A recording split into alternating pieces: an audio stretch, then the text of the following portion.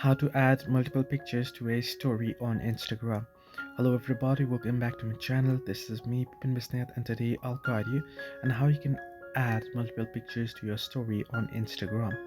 Well, the process itself is actually pretty simple and easy, so let me guide you through quick with this video. First things first, in order to add multiple pictures to your story on Instagram, what you can do is simply open up Instagram, right? Then tap on your story option, the plus icon at the screen. Then here on your story you can use the select option. Then you can select multiple pictures, right? Once you do so, you can tap on next and you can see how you want to upload it, whether you want to upload it as a layout or you want to upload it separately.